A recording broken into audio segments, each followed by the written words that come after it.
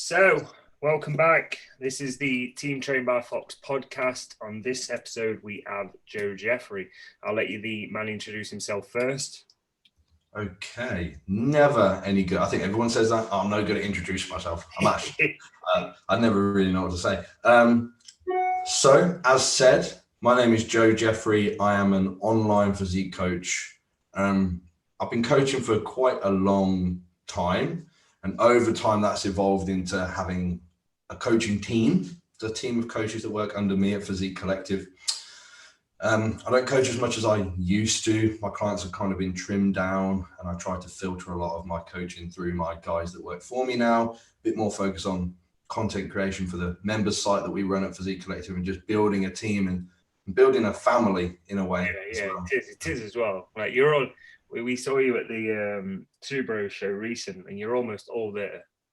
That's a big thing that I press with my guys. Sorry, let me put my phone on mute. That's rather unprofessional. So, yeah, big thing that I'm trying to press with my guys is that everyone is at as many shows as possible that any of our clients are in. You go as a unit. Yeah, ideally, because I want it to feel like a family and a community, and I want it to feel friendly, and I want it to feel supportive. I think for a long time in bodybuilding, there was a very, I don't want to use the word arrogant, but almost like standoffish. You walk in a gym and it's just a comparison, isn't it? You're being stared down by every fucking person looking to compete and so on. And it's not that anymore, is it? Where I think even on stage, people are patting each other on the back. Well, a small amount are patting each other on the back and bigging each other up when they win. Yeah, and I love the way that it's going. You know, I love that community feel, and some of the feedback I've had from clients and stuff this year, this competitive season, albeit it's only been a couple of months, has been how good it's felt to be a part of a team, because I have my clients over to my gym to chill out, to pose and stuff regularly. Had all my clients that were competing in that FitX show in Northampton and the Two Bros the next day, I had them all stay over my house. My wife tanned them.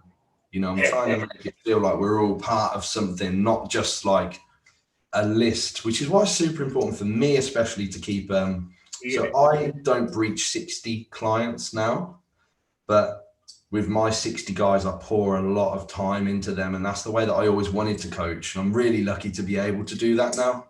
And even at 60, that like I'm at 35, and the level of, I'd say, communication out of them, like for me, it really, I think I don't get worried, I don't get anxious, but not for a client, like I hate that feeling. Like we've just booked actually. I booked a videographer in. We're going to get all in one gym, and he's going to go around, take pictures, get videos of them all training together. Like hopefully, similar to what you says, is it's a family, it's a team. It's not. I don't want somebody to go into Tesco and walk down a separate aisle because they see another team member and they don't want to chat to him, because that's not the vibe I want. Let's go into like realistically here, from what I've seen with your guys competing and over the last couple of years, is you're the guy to talk to in terms of prep strategies. I saw it, obviously experienced some of the advice and the coaching you've given Callum, and I'm training with him and just seeing how his physique transformed and how he put on 100 pounds. 100 pounds, yeah, I think it was like 203 to 303 or something, to be precise. Yeah. And then going from that, we'll start on like, if realistically, let's talk of it from the client point. If I'm considering a competition, what have I got to align my life with, and what checks have I potentially got to do to weigh out the risk to reward ratio entering a prep? So I think a huge thing to be aware of initially is that this thought bubble shouldn't begin at the beginning of a prep. Any good prep is potentiated with a perfect off season first. So never ever, and I would generally get uncomfortable if a client came to me for a prep. It's not something that I'd like to do. In fact, I can only think of one person, which was Troy, that we did that, and then we didn't even finish the prep because he got his injury. I don't think anybody should just prep prior to a perfect off season, because you'll notice now that I've got clients going into a prep that fatigue management, which is the cornerstone of landing in condition without having to pay a huge cost, that's done in the growth phase. You know, consider every vector that contributes to your ability to get inside out lean. They're all things that have to be periodically potentiated, to use that term again. I don't want to overuse that term, but the phase potentiation begins through that growth phase. So that's the first thing you need to do. You have to ensure that you're not catastrophically out of condition, firstly. You have to ensure that your nutrition is in a place that start high. That's right. It has space to move down with your body composition in a good place. Training wise, you have to be training with volumes that allow you to deal with that additional fatigue as you move through prep and whatnot. Even if you're really hell-bent on a prep this year, I would say take 8 weeks to position yourself prior to that prep. Gather some data. Right. Yeah. So if you have a 16-week prep, you got a 16-week macro cycle that's maybe going to be 3 mesocycles in there. Yeah. 2 of them working with a 4-to-1 paradigm, 1 of them working with a 5-to-1 paradigm. So 4 weeks accumulation, 1 week deload. Have 2 prior to that, 3-to-1, let's say, that you could call like your resensitization phases, in which you're not going to exceed like maintenance volumes in the gym. You could potentially even get a good bit of body fat off. A lot of my guys prepping this year, we did like an initial 8-week prep to prep where we pulled a lot of body fat off. And that's allowed us to do things like 4-week deficit, 1 week maintenance throughout their prep. Which is again, mentally, that caused some, like, let's say, issues for you trusting the process. So if you've already collected that let's say initial data, you're just gonna hit here. You're not going to hinder any sort of progress going forward, are you? You're just going to be kind of tunnel vision. Right, I know what's coming up. I've got 4 weeks and then I get maintenance or whatever here. Right, and then we're talking fatigue management, like having the space to take that week's maintenance. Like if you just had a 4-week mesocycle and of course you've accumulated fatigue. If you haven't accumulated fatigue over a training mesocycle, like what were you doing? You know, you certainly were potentially chronically under training at least. Yeah. So how do you expect to relieve fatigue if you're not eating at calorie maintenance at least? You know, you don't. So that fatigue accumulates right from the beginning to right to the end of prep, which is the way things are typically done.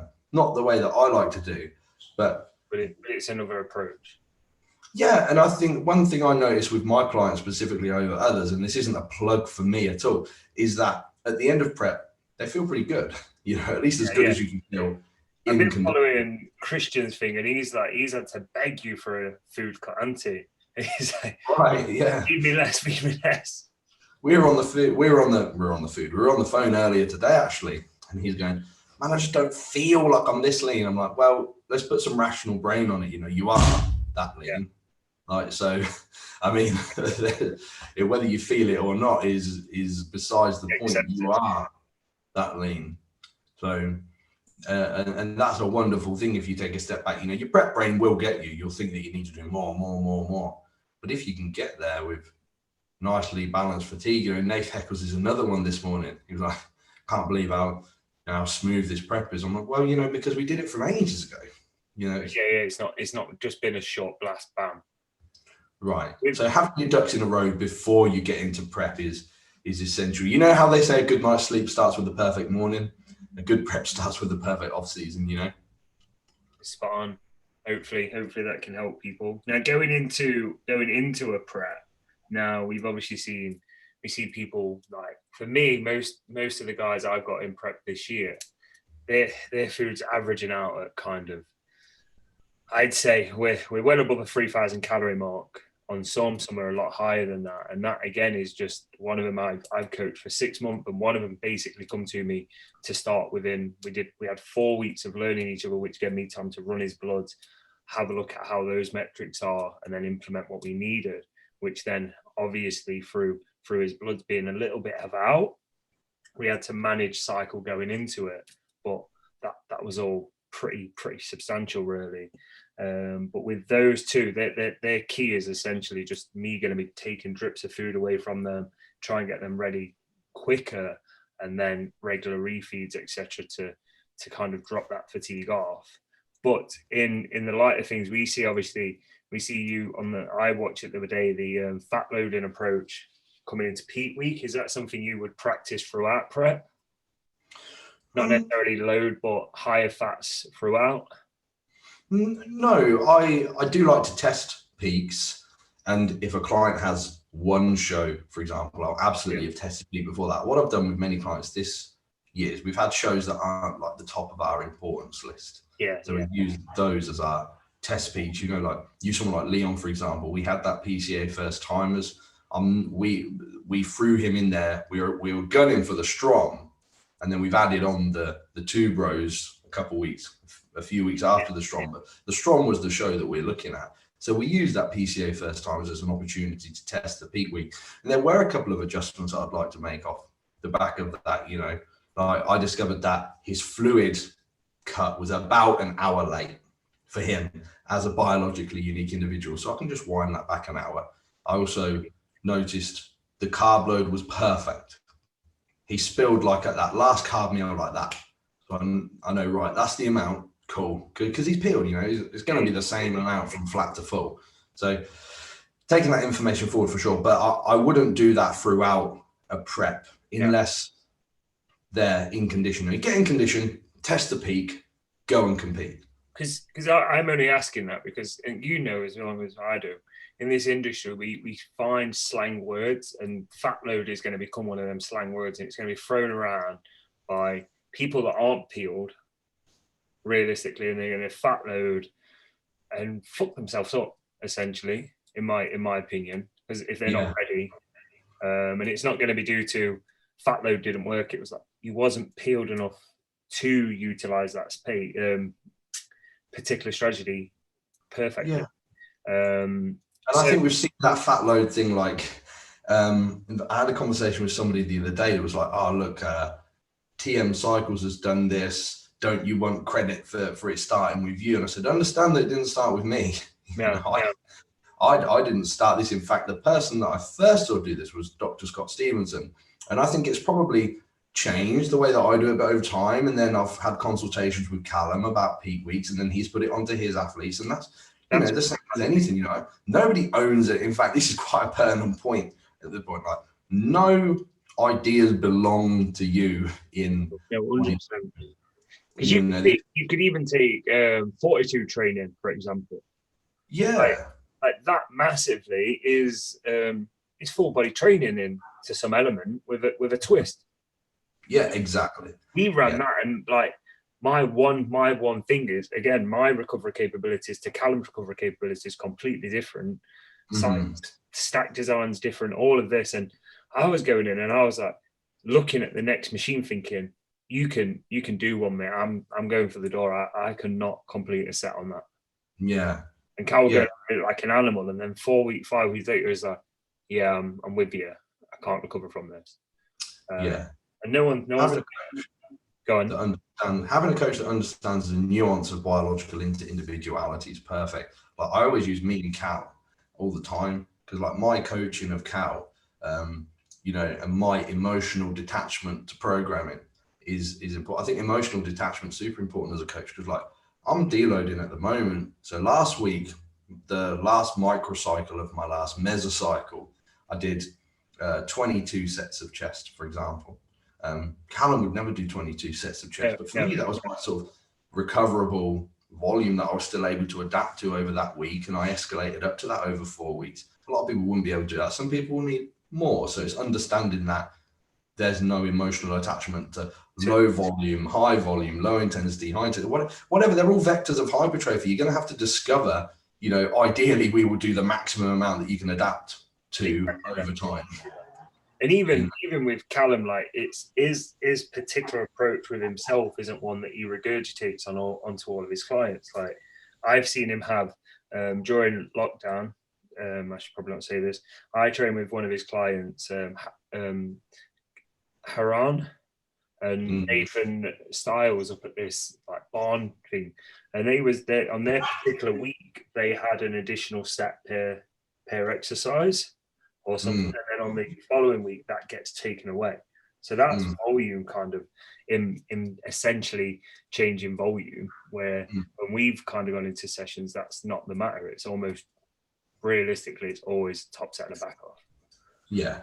Yeah, and another way that you can describe a top set and a back off is just performing 2 sets with a relatively short proximity to failure in a different rep range. It's like, I've had those discussions with people before. It's like, okay, well, I do like top set and back off on 5 exercises. I'm like, so you do 2 sets on 5 exercises. You do 10 sets. You do 10 Jesus. Yeah. And then when you look at, not particularly the person who made it, but let's say where it's kind of come from with JP is his top set looks like a top set. Yeah. When you can give that intensity, then maybe you can do those particular sets. Going back to the point in hand then. So coming up to a prep, everything's gone well during the off season. You've kind of here and your food's relatively high. Your body, you're probably, let's say 20% body fat. Which again, I want to touch on this because you as a coach must have your clients go, oh, I'm about 10% or something. Where I joined the Jeffery University thing, and John Jewett was talking about how, say, this part of your skin, if we grip this is about 3% body fat. Yeah. And it just made me like, I was like, oh, I'm literally I'm gonna use that every time somebody comes to me like, oh, I'm 10%. I was like, this is free. Yeah. Or more like 20. Yeah. I'm interested that John uses that, because I often use that as like, unless your skin on the back of your hand feels like the skin on your glutes, then there's still some to come on. It's a very good, I liked it. It stuck well with me, that did. So how would you, if somebody was never to invest in a coach and they was particularly thinking about doing their own prep, or let's say they do have a coach and they have a few concerns with the way that their coach is doing it, what would your advice be into how to approach? I'm going to say a 20 weeks, that gives people plenty of time. So I think doing a prep without a coach is a great way to learn.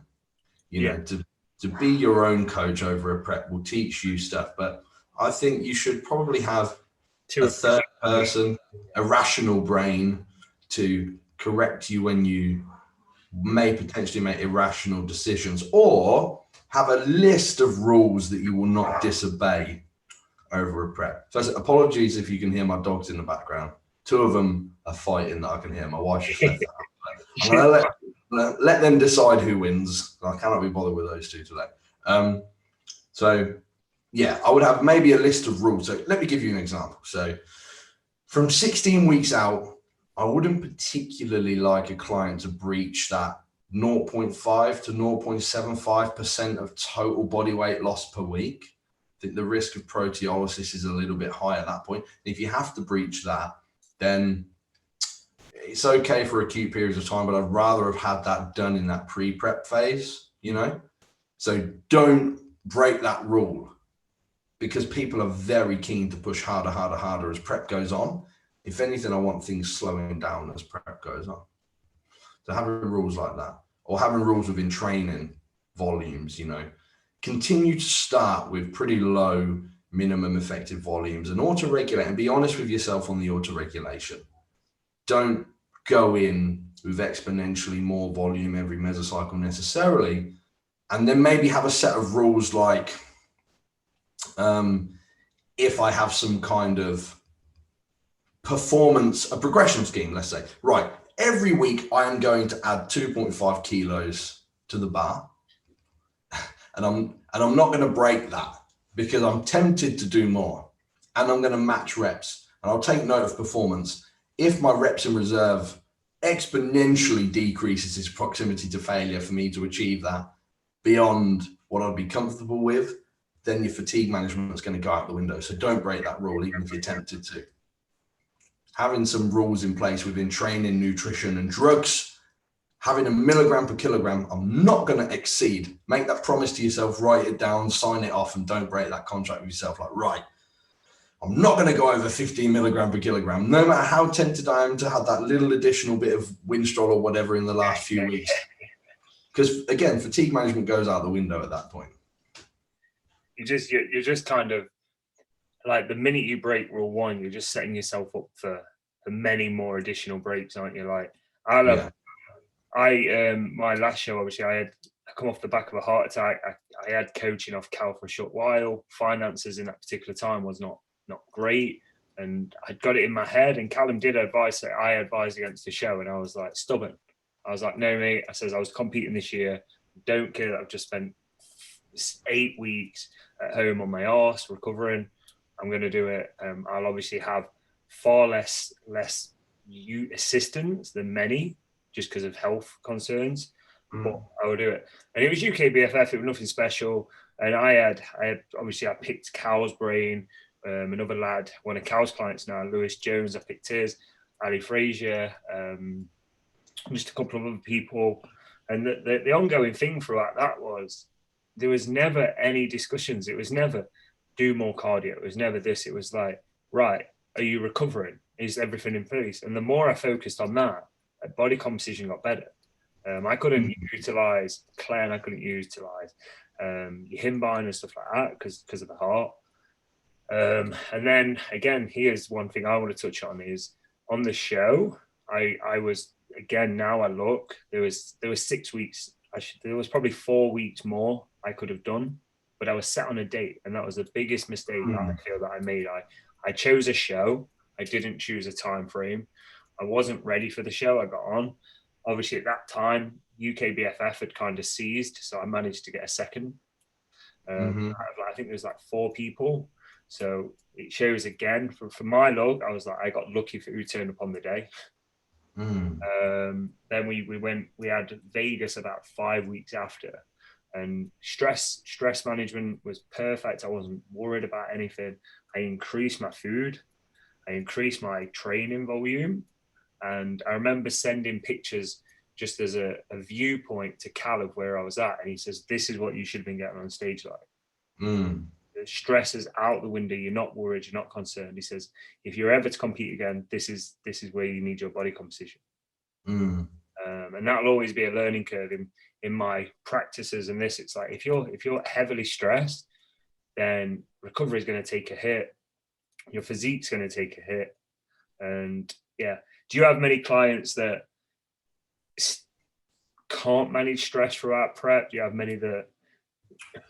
I think if as a coach you don't have too many clients in prep at any one time and you're doing your job properly, even the most stressed clients in the world, you should be able to manage. Like we were just talking about Christian. I can't remember if that was before or after we were recording, but this is like the most stressed man in the world, but I have the time to speak with him every day.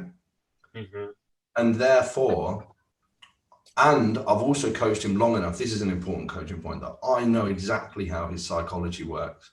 I know what to say to him to bring him back. Down to earth, yeah. Yeah, so we'll speak every morning. I know for a fact that he's sending me his pictures at 7 a.m. So I'm on the phone at 7 a.m. and I'm ready. And then we speak. Yeah. Every day, because I have the time to do so. Because you're not chasing numbers within your coaching thing, which is very common. Is very thingy within this industry. Into all you see is taking on clients, and it's how do you still deliver the same standard of coaching? Yeah. It is just that, isn't it? Don't oversubscribe yourself and be greedy. I'll be very honest, like coaching is horrifically overpaid. Like it is when you because I speak to people on a daily within coaches, and this is no offense to anyone, because it's your business, it's your time, it's your fee. It's like, you're not going to get 2 plumbers charging the same price on a job. You're not going to get this. The cheapest one potentially is going to be just as good, if not better, than the more expensive, vice versa. Here it's like, do your research. Like, I've said this to many, because with training with Cal, people expect me to have the same level of education. And I'm like, no. Callum's here. I'm still on the ground down here, building my way up.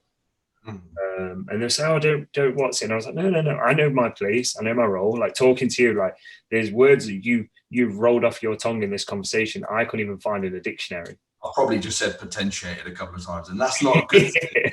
If you really understand something, you can explain it to somebody that has no clue. That's important. You know? But that's another one to touch on. I want to come away from this, but it's like if you're the stupidest person in the room, you can still leave feeling the cleverest in this industry. Like some of the, let's say, slang words or street words that people use, it's like, do you know what that actually means? Yeah, there's a few buzzwords. I mean, potentiate is probably one of them that I overuse. And let's just say doing something now to make the next thing work better, or like protein accretion. Like you're just growing new muscle tissue, you know. There we go. It's right. All pretty cool. Let's get back on the right road. So we've talked about, let's say, recovery. We've talked about thingy. You've said about the rule book. What would your next kind of point of advice or direction in which you would have somebody go? I think something extremely important with prep is emotional detachment that will serve you. People make their prep their identity, and there's a big problem with that. Have prep something that just runs along your day, and you just execute the things that you need to do for prep. And being emotionally detached from prep is going to make your prep run so much smoother.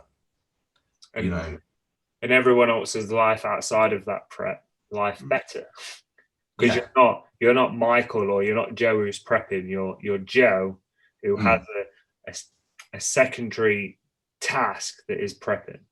Yeah, right. And there's a certain amount of things that I need to do on a daily basis to achieve my body composition goals, and I recognize that. But when you start making that you and you have a hyper focus on it, you'd think that it would be easier, but it's far harder because you're thinking, am I hungry? Should I be hungry at this point? You know, okay, I should be feeling tired from training here. So I'm going to end up feeling tired and hungry, when instead, look, I just have this list of meals that I'm going to eat. And this is something that I'm pretty strict with clients. I do not like leaving things up to chance, you know. So like with training, let me give you an example. Within my training program, it's not like try and add a rep at some point, or like try and put some load on the bar. No, I have. This is what you're doing every day. You know, these sets, this load with these reps, and then feed me back things like your soreness, performance, things, and we auto-regulate based on that. And then on the check-in, I'll say, okay, well, next week you're going to do this. And that's it. You know, there you go. You do that and you're fine. And just go and do it. You know. Don't and if it's programmed properly, you'll be able to get in there and do it. 100%. Going from now, then from training, and I think that pretty much covers a lot of it, like that emotional detachment from those things. Even in if you're not prepping and you're just Tim that wants to get in shape, don't let it own you. But coming back to it, we've got the rule book. Kind of got that emotional detachment. Now, if we go back to kind of data analysis and kind of when to make amendments, like you said, people do get pretty excessive at how soon they make changes. Is there a point of advice from yourself to, again, that person that potentially isn't being coached or doesn't have that second person in the corner on what to say? Yeah, plan your adjustments into your rule book, and then it's simple. Okay, so if we have a range, let's say we're using body weight as our objective data tracker, and let's say we're going to use a weekly moving average. That means that if you're checking in with yourself on a Monday and you get to Wednesday and you go, oh, my weight hasn't moved yet, I'm going to pull off a few hundred calories or something, you're breaking a rule, and you've promised yourself that you're not going to do that. What you're instead going to do is wait until the following Monday and look at your moving average. And if that has decreased within your percentages that you're using as your rules, then cool. You know, leave it. If not, flick back to your rule book. Okay, well, I've identified if my body weight doesn't drop 0.5% total average this week, then I'm going to move, let's say, 200 calories per day of intake or X amount of expenditure per day. Cool. There you go. It's done for you, you know? Yeah. Is very, in that sense, is you've just got to trust that rule book and the process of which you've implemented into it. Otherwise, Yeah. stress And kicks in. that's where we come back to having the emotional attachment to a show. I think that's dangerous because that leads you into making premature adjustments that worsen the outcome. If you say, well, you know, I'd quite like to compete somewhere between 16 and 24 weeks. You've got key to the, and with how many shows there are on frequently through, especially if I was looking the other day on the Compact website, you've got like a lot at the end of August. You've got several or 8 through September. You've got the option of like, I think there's around 10 in October.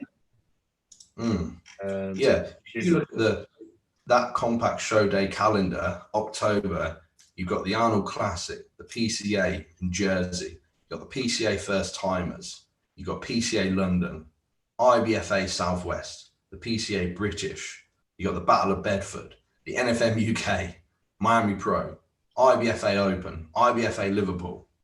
Okay, well, look, I just got to be ready somewhere in October.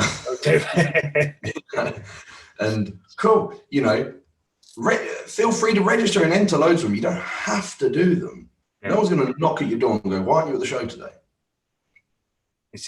Yeah, I like that. I think as well, you know, the Battle of Bedford, is that Fit Pack now? Is FitX now? No, that's still going to be, I think it's GPO. GPO, whatever, aren't they? I saw that because I mentioned that to Cal because I've got a client potentially doing that. And I was like, is that not FitX? And he was like, no. And I couldn't obviously slur out the word of who it was. Do you know anything about GMO? GPO, that is. And yeah, love that Fed, mate. Battle of Bedford's probably my favourite show of the year. That's why I got in touch with them and said Physique Collective would like to sponsor the show. I saw the advert because I didn't know if that's why I assumed it would potentially FitX.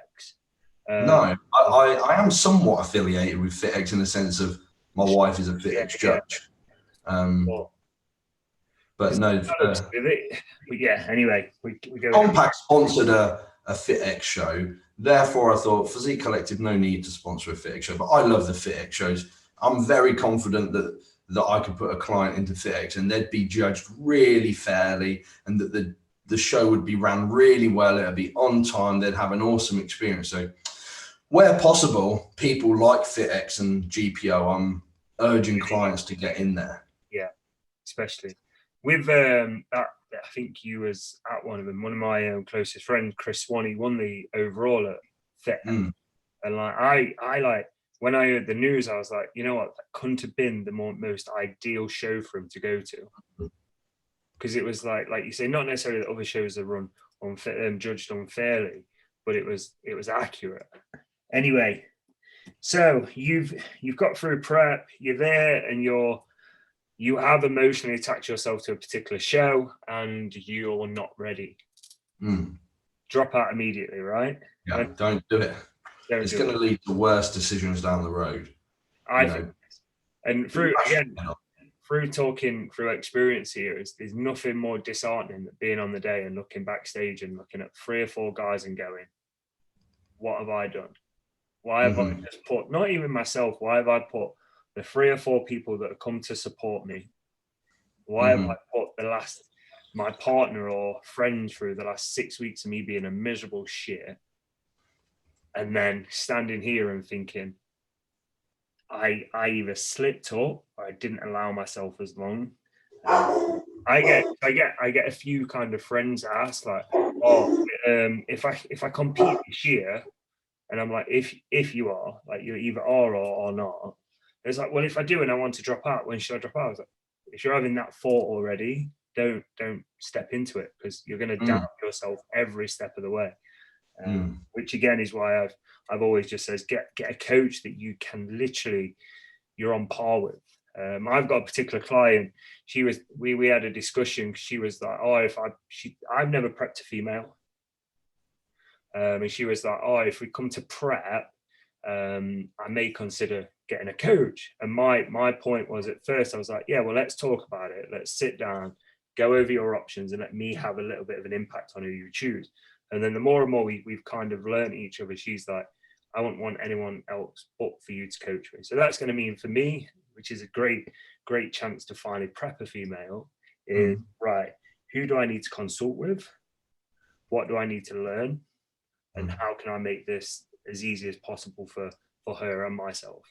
Where I look at many coaches, and I've been there, I've been PT, I've been coach, and it's like somebody comes to you with a goal. It's yep, hands up, I'll take you. Come on, jump aboard. Then you've got to be honest with yourself in that situation. I think even going back to a particular person wanting to compete, you need to be bluntly honest with yourself on that. Like, I've had people come to me like, I want to do a photo shoot. It's like, well, what's your long-term goal? And one of them, he's to put size on, and I'm like, right, well, looking at where you are now, let's not do a shoot because we're just taking away from the long-term goal. I'm bored of prep talk now. Dogs, I keep hearing them. You got a puppy, ain't you now? Yeah, I got a new puppy on Friday. I picked him up. Yeah. When's training commence? Training commence as soon as I pick him up in on the way back. A nuanced way, because there's imprinting to be done with a puppy. So, because my puppy's not a companion dog, my dogs aren't companion dogs, they're all working dogs. So it's very, very different and very specific. But here we go. We talk about life outside of bodybuilding. I can be on a prep or a diet or something like this and structure my days in such a way that I'm not even realizing that a lot of my goals are being met, With my dogs, I can do 16,000 steps and not even realize that I've done that many steps. And hey, I could throw a weighted vest on for one of my dog training sessions, What's the weight of the weighted vest, Joe? I use 20 kilos. That's decent at the minute, and I use it periodically. So at the minute, I just wear it so I've got 2 dogs and my wife has 1. So for example, I'll wake up in the morning and I'll work my puppy. That's 15 minutes or something, Is your camera working? I've lost you. The internet's dropped. Hopefully that's not mine. Let's have a look. Can you hear me now?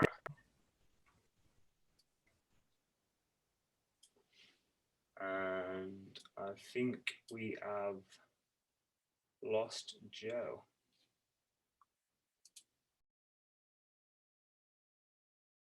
Sorry about that. Yeah, that happened to me earlier today. I'm not sure, like Virgin not serving me well today, which is annoying because I pay for that stupid business broadband. So yeah, sorry, we were talking dogs. What did you last hear me say? Because I kept blabbering. You was talking about your weighted vest, actually, 20 kilo, and when you wear it, I think right. So I'm dieting at the minute, and I've found it very, very easy. I've gone from 250 to 222 this morning, currently on a deload / diet break. So, and it's running very smoothly, mainly because my expenditure is extremely high, because of me working my dog. So the weighted vest I use in this way. So I've got 2 dogs and my wife has 1. So I'll get up and I'll work my puppy for maybe 15 minutes. That's a quick little session, and then I'll put him back in his crate, and then I'll get my other dog out. My wife will get her dog out, and then we'll go on a longer session for about an hour, and I'll wear my weighted vest for that period of time. And I'm concentrating on my dog. So it's totally unnoticeable, but I'm carrying around 20 kilo of additional weight. I'll get through about 5,000 steps in this time. This is like 5:30 in the morning until about 6:30. And I'll have knocked out maybe 6,000 steps in that time without even noticing it, with 20 kilo of extra weight. So as an expenditure. About this big, isn't it? Oh, hello. What breed is he? It's a Jack Russell Chihuahua. Oh, lovely. Chihuahuas are very intelligent dogs. We'll get going. Sorry to interrupt. So 6,000 steps by about 6:30, and I start work at 7. So, I'm knocked out a big bit of expenditure. I've had some fun with my dogs. I've spent some time with my wife. So this is a way that you can make a prep fit you very, very easily. The weighted vest is is a tool that I'm a big fan of to create a higher energy flux deficit. And I really don't notice that I've got that on for that time. I'm on Amazon at the minute. Weighted vest. Something that I use with my wife as well, because, you know, hey, you're stood right now, right? You're standing. Only because I watched the Physique Collective video and I was like, right, that's getting me there. Just because I'm fed up of sitting. I literally sit, I drive to go and train, and I get to training now. I don't have the commitment or the patience to do a load of mobility work. Like I need to change that, but I'm lazy when it comes to it. And then I'll be training and I'll be moaning that I'm not mobile. And I'm like, right, well, there's one contribution to this. And I've noticed it throughout my whole life in all jobs. If I'm sat for prolonged hours, my hips tighten. Same. Like, right, let's combine that with calorie expenditure and stand. Yeah, so I put a paper up on that Physique Collective video where the individuals in question, well, they only had a BMR of 1,300 and they added 700 calories of expenditure. Well, somebody that weighs 225 plus pounds, that's going to be more than 700 calories just changing their kind of homeostatic occupational activity. And you could even put a vest on then and stand with that. And you can put the table through your books. I don't know why anyone's been questioning it. And no one can tell me that standing in the same spot is hard. You know? Like standing and not moving is not hard. And you've probably noticed, like I do this when I'm standing. I kind of fidget, or I'll sort of plantar flex and I'll express with my hands. And it's all of these activities that I really don't notice. But the calorie burn will be exponentially more. Over the entirety of a prep, if you can have expenditure that has zero time cost and is not fatiguing, take it. And there's cheaper ways. You can just pile a load of boxes up and have your screen to your height. Yeah, back when we lived in a smaller place and I didn't have this large office, I used to just use shoe boxes in my kitchen. You know, is that an excuse just to buy more trainers? I actually only have one pair of trainers. I'm extremely frugal. A lot of my friends take the piss out of me for this. I will not spend money on anything that I don't need to. I treat worry with spending. Yes. Yeah. I'm terrible. Like, boredom. Like, right, I've completed all my tasks. I need to do something. Yeah, I'm the same. Obsessed with productivity. However, if I need to buy something, I'll buy the best thing available. And being frugal allows you to do it. It's like when we were getting this dog, I bought a new truck. But I bought a brand new top of the line truck. And, you know, because I'm so frugal, I was able to do that and get it custom dog boxes in the back and things like that. That's the one we saw at the show, isn't it? Yeah. Yeah, so, love that. And I've got all the like large tires. Yeah. So it's nice to do that, but you have to save. But anyway, I'm no financial advisor, believe me. But hey, actually, another thing, I've been able to build and equip my own private gym. Because I don't. Me. And you know, like watching that, like, because I remember you were similar to me. You had like wooden squat racks during lockdown. Yeah. Look at it now. It's like something we would have never have kind of probably wanted is a gym at home, because you're like, right now I need to get away from home to train. And that's right. You've got gym envy. There's James Sutton, Muscle Mentors. He's got his like home gym kind of thing. That's pretty sick. And then you're now, it's like you're almost gonna have people like want to buy day passes soon. Come down, Jeff. Yeah, well, I love having the gym because I can be in there with my dogs and my wife, and I can go anytime. And I can put my own music on. I've got all my favorite kit. James, you mentioned James. He actually helped me equip my gym. He did, yeah. Did he do the measurement lot? No, I got some CAM software and basically measured up all the kit. I just said to James, like, because mechanics is not my expertise as such. I think I know enough to get by, but I certainly wouldn't say that I'm an expert in mechanics. So I got some consultations with James. Here's a tip for all coaches: you never discontinue your education. And James is a friend, but I paid him his full price because if you're friends with somebody, you should pay them because you support your friends, right? So yeah, I had consultations with James, and he put me onto all of the right equipment that I should have, so to speak. Just a warning here, my internet dropped out again. If it drops off, we'll get a future video on dog talking. But Can you hear me? Are you on?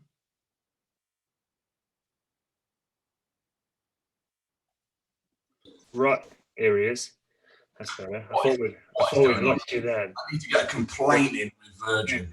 Hey, tell them to send you out a hub. They'll, you know, them where you plug them in and it tries to boost your internet at home. Yeah, I've already got one of these, and I actually have got whatever they call it, an isolated line. So I'm the only one on this one, and usually it's great. I don't know what's happened today. It's potentially mine as well. It's probably a combination of what's mine saying. Well, it's still saying it's very fast, but it probably is mine because this did happen to me on a consultation call earlier today. How does the hover dogs get on with your dog? So the puppy. They haven't had great exposure to him. So the day that I got him, I just sat down with him on my lap. I got them to smell and spend some time, but I had my dogs on their leads and on a pinch collar so that I could correct them if needed and things like this. And then I just put him in a crate in the front room and got them to get used to his smell. And then every day I'll maybe let them have a couple of minutes with the puppy on my lap, but there's no way they'd have any unsupervised time. Yeah, and I don't want them to play anyway, because again, it's not a companion dog. I only want him to find me interesting. Yeah. So, you know, my puppy will not play with my other dogs or my wife. He will only play with me. Selfish, yeah. Right, yeah. Because I need him to work and I need him to come out the crate, and when he sees me, be like, oh my God. Here he is.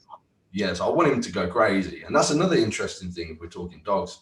You know, you would, in many ways, if you have a companion dog and they're being destructive, maybe you would try to correct that behavior. In a working dog, a high drive working dog, you would celebrate destructive and excessive activity. I've seen some of the videos where they're like literally, what's that guy? One of your guide trainers or whatever, and he's in a corner and he's got like a cuff on his arm, and you're not just pouncing in them to him. Yeah, Ross actually has my puppy's dad, Harkos. Is it? That's pretty sick.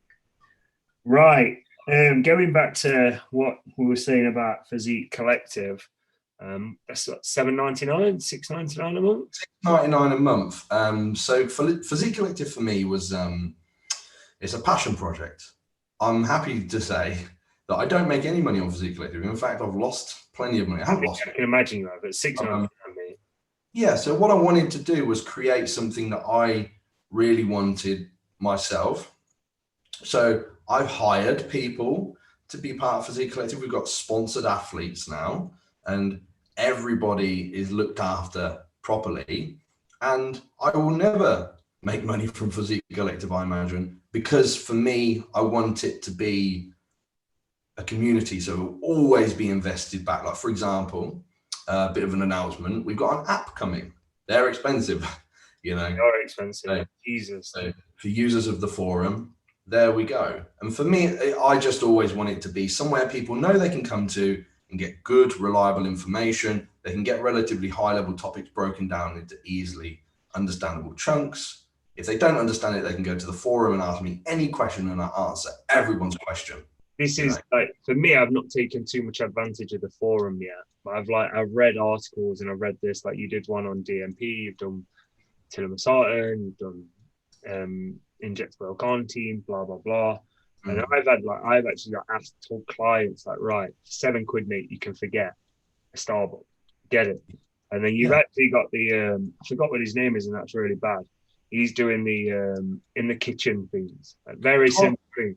Even like the frying pan stuff. Like what a client messaged me the other day saying, "This is a game changer. My missus is gonna actually start sleeping with me again because I've not burnt the frying pan to crisp." Right. Yeah, the egg pan tip that I got from Tom. Yeah, that's Tom Evans. So we took him on specifically to do cooking videos for us because he's been a chef. You know, that's been his profession. So, you know, bodybuilding kitchen with Tom, and he's over there in Vienna. He's got a beautiful kitchen. We've got those videos being all edited professionally and whatnot. So, you know, just making things have more value for guys is my aim. Can I just point out that it's not as what somebody's probably watching, like what there's videos of cooking. Joe's done a very, very productive, well, informative, but very simple to follow kind of series on PEDs, haven't you? Like Yeah, we've anabolic got from where they female, started. They go right. really well. Yeah, so we've got a female PD series and a male PD series that can guide you all the way from your first exposure to PDs right up to advanced PD models. And then you can follow up any questions on the forum. You know, so for me, I'm trying to take guesswork and, you know, you find with PD use, you get this idea here, this thought here, and it's very confusing. I wanted to be able to firstly, one of my rules, we were talking about rules, I will not say anything that I cannot support with evidence. So you'll see every single post that I make on the forum has a reference to what I'm saying. Yeah. So you can know that it's good information. Well, I reckon if anyone's watching this and they want to spend £7, even if they look at it, don't use it, get on the Physique Collective, give it a look. You see, I've not actually noticed, but Christian's very entertaining to watch because I watch him and I'm like, oh, I hope he's turned his filter off. I hope he literally splays some out. Come on. He does, and that's why people love him. He doesn't give a shit. He will say how he feels, and I love that. And people love Christian. Yeah, and you see, it's watching that, and then it's like, there's one again, and I watch this for me as a coach, just to take some tips. You've got, again, sorry, I don't know his name. You did a night shift workers series. Gareth, yeah. So Gareth now works for Physique Collective, but before we hired him full time, he was a police officer that worked night shifts. So right. So that's why I wanted him to come on, because he was trying to get into coaching full time, and he was one of my tier 3 mentorship clients for a long time, who eventually became very advanced. I was referring clients off to him and following that, and he became a very, very good coach in his own right over that period of time. So I wanted him to contribute what he had gone and learned through that to help other people. Because as I was watching it, it was like, to me, it was like he was securing some methods in here, or thinking, or there was even some like golden nuggets, and I was like, that's going into a short PDF for my clients that are on nights, just to have a little nosy over. So even if you're a coach listening to this, even tips like that is spot on. But right, Joe, I'm going to leave it there. You're busy. I've got a shit ton to get to.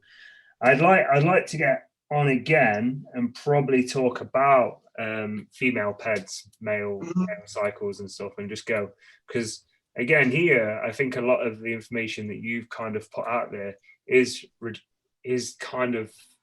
landed in the wrong hands, and not necessarily the wrong hands, just uneducated hands that they've gone, right, I'm going to use this particular stack design and I'm going to implement this, I'm going to put my client on this, and then it's kind of risk to reward, cost to reward, whatever you want to call it. But that'd be great to discuss. Absolutely, man. I think this was a pretty good introductory episode. I'd love to come on and dig into an area of specificity like PEDs, and if maybe I could give people, because you've had Victor on, right? You had Victor on. There's some incredible educators in the PD area, like Victor, like Dr. Scott Stevenson, like Professor Scott Howells. That's awesome. I like to think the way that I have found to fit into this area is giving people practical, simple methods. Because when Victor was on, we was talking about like not necessarily, and again, we've talked about exposure here, and he was talking about like what long-term exposure to any particular compound or anabolic source is going to have long-term, and like what he mentioned on, and I think this struck home for a couple of my female clients, is anabar, like, and how easy it is to, right, I'm going to have an anabar. Yes. Like, it's as simple as that, but you're not looking at the long-term exposure effects that that's going to have on your facial, your jawline, the virilization potential of androgens. Yeah, and I'm sure Victor would. I don't want to speak for Victor. I'm sure he would agree that androgenicity exposure is one of the last lines, or I'll correct myself, the last line of PED use that we would need to deploy with a female. And there's many options before that, and there are also many anabolic androgenic steroid molecules that you can expose yourself to that are less androgenic and just as anabolic as Annabelle. So yeah, that's something we could definitely. That'd be great to get on. All right, I'll let you get back to your dogs and your work. Thank you very much. Where can they find you, Joe? Firstly, thank you for having me, mate. It's been an absolute pleasure. Most of my stuff is on Instagram. It's at Joe_Physique Collective. Or if you want to get on consultations or on the forum or seeing the videos or anything like that, it's just physiquecollective.com. Very simple. Awesome. Are you going to be at the Two Bros on the 4th? No, I'm at the FitX. I'm at the Strong. Okay. Well, we won't see you there. But right. Thank you very much, everyone. Cheers, buddy. Cheers, dude. Take it easy. Bye.